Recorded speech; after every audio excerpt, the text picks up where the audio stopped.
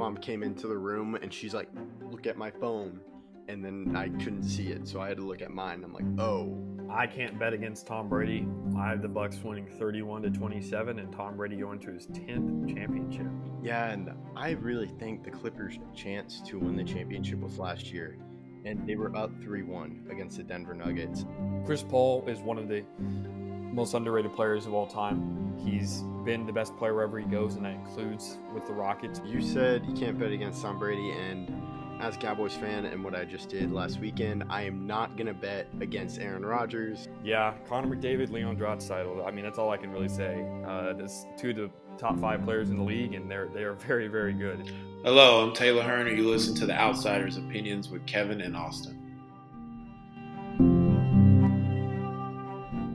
What's up, y'all? Welcome to our NFL Opinions of the Week. This started sort of because Austin... The Cowboys should be in the market of a wide receiver. However, they're not. They also should be in the market for a running back, I would say. There's a lot of things they should be in the market for. But like I'll say, for the Cowboys, well, wide receivers taken care of because they technically drafted Jonathan Mingo with the 4th-round pick, which is a high price, which also hurts because that's when all the running backs was in the 4th round. But Austin, just kind of, I think the Cowboys are in a bad spot because they just neglect free agency. They are unwilling to spend money that way. And they just kind of do it through the draft, which they didn't have a bad draft. It's just you still have holes, which is mainly wide receiver. I would say running back as well. Austin. I have a couple questions I want to ask you.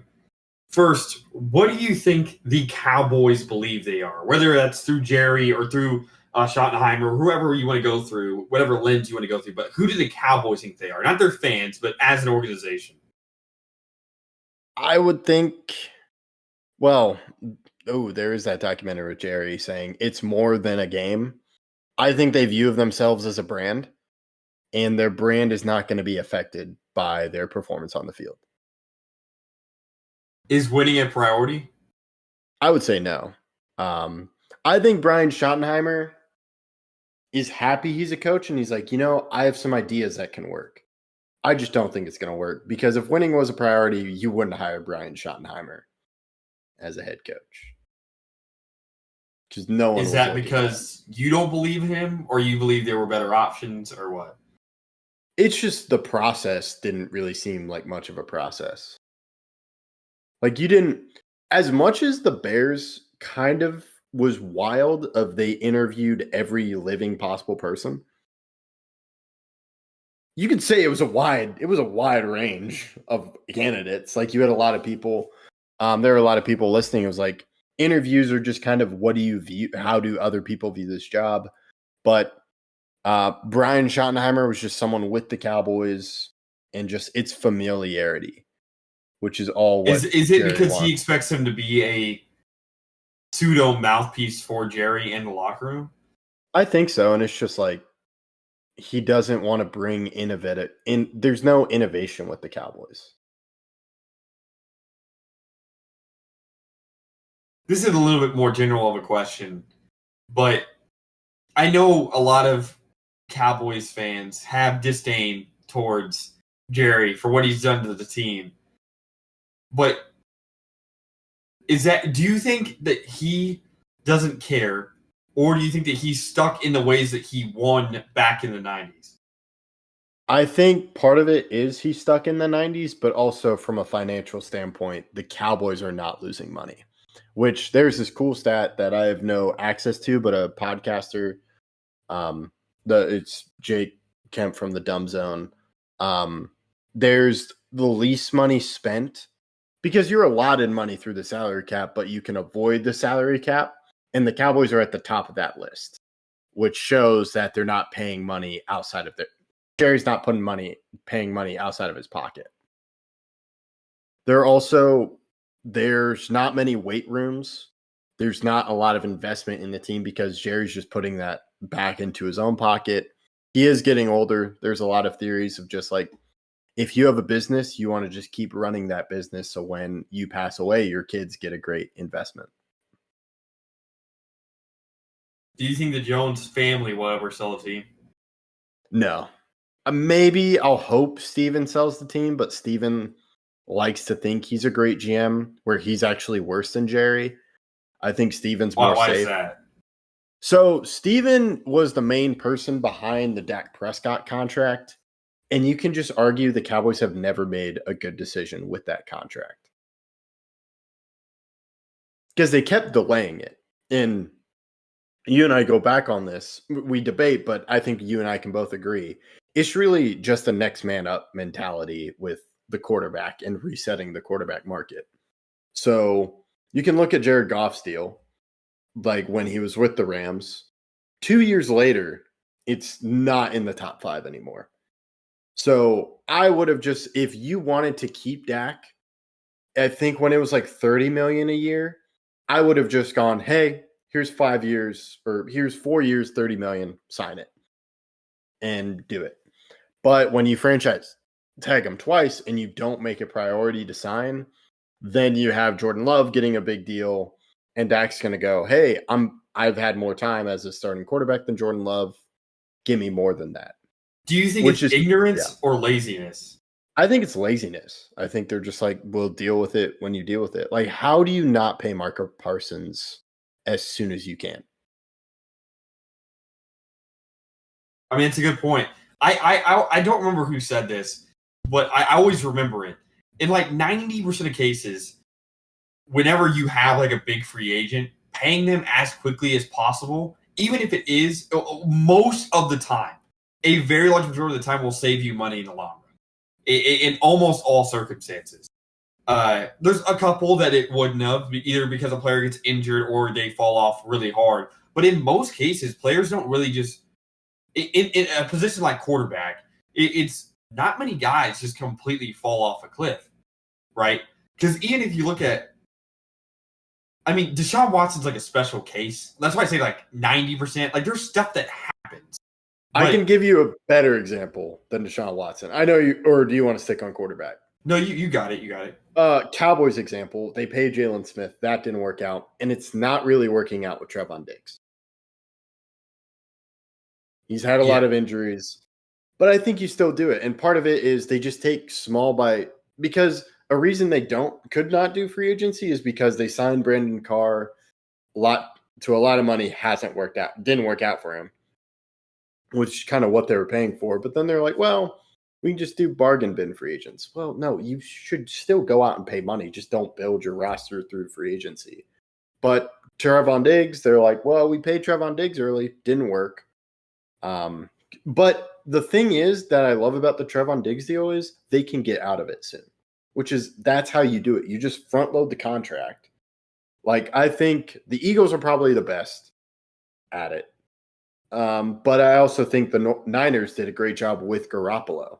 When they wanted to get rid of Garoppolo, they paid him, but they also paid him up front so where they could cut him and not lose too much money. Yeah, and I wanted to do a video about the Cowboys because they just seem like, I think probably, and again, this is just spitballing a number without actually looking at all 32 teams, but I think probably 90% of teams have a clear direction where I know where they're going. There's a couple teams, like the Saints, that are just in an abyss somewhere.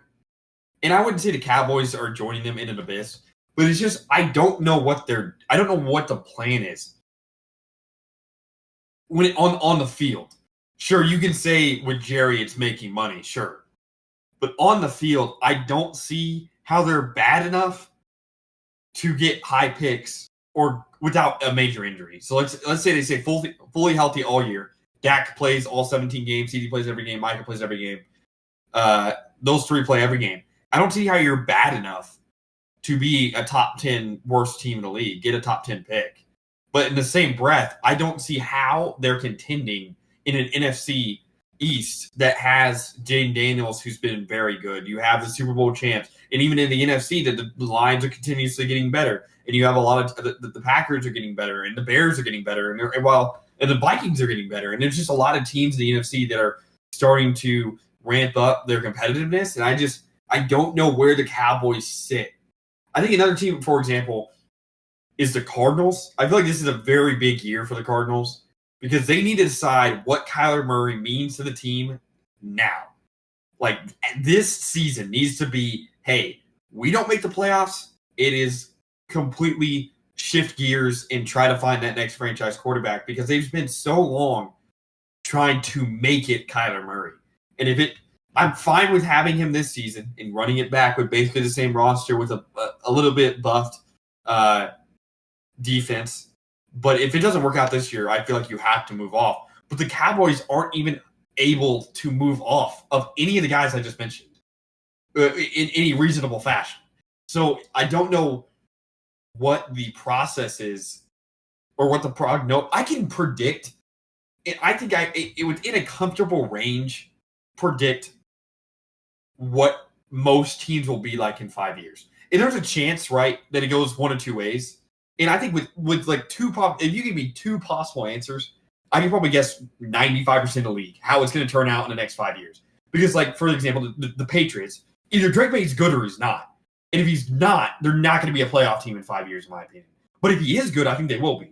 But the Cowboys, I have no idea. You could give me 10 possible answers. I don't even know if I'm confident within any of those 10. Because they have so many variables that other teams just don't have, for good or for bad. Yeah, to me, they're just going to be a mediocre team. They're going to be good. They have an okay roster because, like I said, they're a good drafting team. Did they hit on Mozzie Smith? No, but 9 out of 10 first-round picks, 8 out of 10 if you're including Tyler Guyton and Mozzie. They're pretty good. Like, they draft good players. They did miss on Taco Charlton, but they have a pretty good success rate. I like their draft. The problem is there are so many holes because they only focus on draft. We're not going to sign anyone. We're not going to make trades. And I just don't think Schottenheimer – there's no excitement with Schottenheimer because I would rather have Dion because either Dion's going to work or it's going to be a mess, which I'm okay with. Is that because of, like, the volatility that comes with Dion himself? Well, I think it's just like, I think you can argue Dion would be a good NFL coach because I think he would breathe. The Cowboys need a culture reset, but that's never going to change under Jerry. He wants them to do enough to be in the playoffs or to be talked about like, ooh, could they be in the playoffs? Like, I'm sure he loved the Mike McCarthy thing. It's just he didn't want to pay Mike McCarthy. And part of me is also my roommate and friend loves the Dallas Cowboys, but hates Dion, and I would just make Dion jokes. It also would have been awesome if they drafted Shedeur, because that would have helped.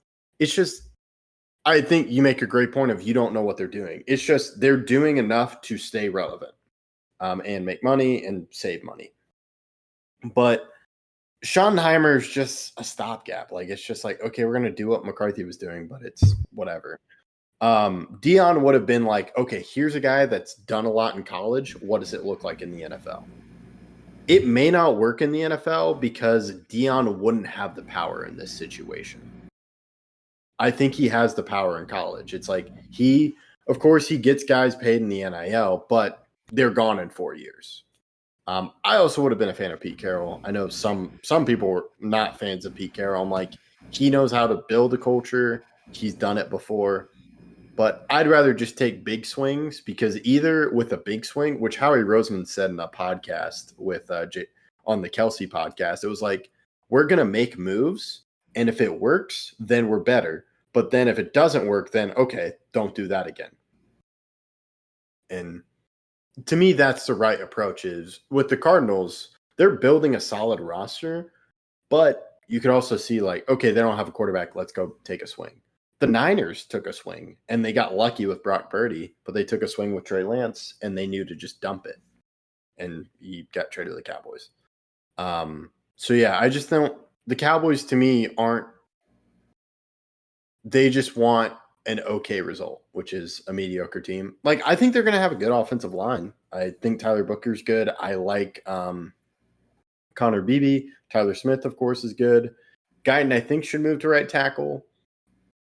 And then defensively, I like their pass rush. I've heard good things about the Boston College guy they drafted in the second round. It's just there are problems with defensive tackle, and they're not going to go sign someone. They're not going to hit on that pick.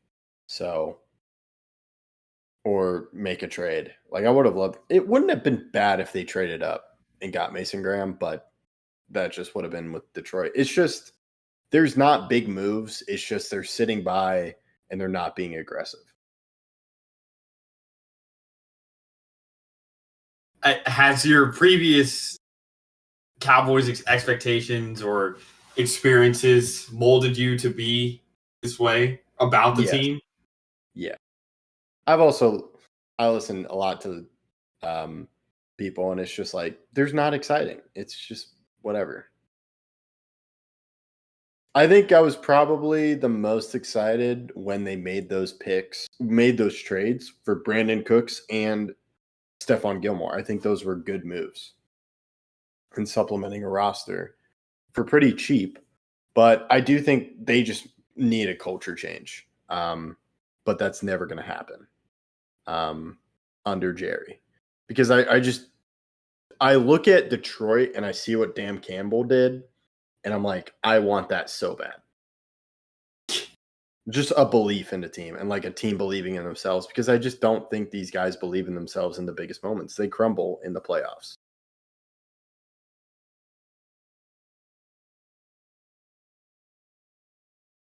Okay, well, we'll actually do a actual season prediction at some point regarding their record and whether we think they're going to make the playoffs or not at some point. But you think despite all of their needs, they're not going to make any big free agent moves the rest of the offseason? Maybe. I've seen a lot of Cowboys fans asking for Amari Cooper back. I have seen I that. would love it if Amari Cooper came back, but he's probably going to be like, no. And it would just be before training camp. Like, that's what they did with their linebacker. Like, they signed. Well, he got Eric Kendricks sort of early, but like 2 years ago, it was Anthony Barr, like right before training camp. They just like to wait till the last minute. But yeah, so yeah, I'm just kind of this way because the Cowboys. I will never believe in the Cowboys until they show me, which stinks. Okay, what would make you believe? You said show me. You can't believe after they win a title. So what is? If they just get to an NFC Championship game, then I'll be like, okay, there's something here. Okay, well, I'll hold you to it. Yeah, because I've just been burned too many times. So NFC Championship game for me. Don't even have to win; just get to it. Okay. So, let us know your thoughts in the comments. We appreciate you listening to Outsiders' Opinions.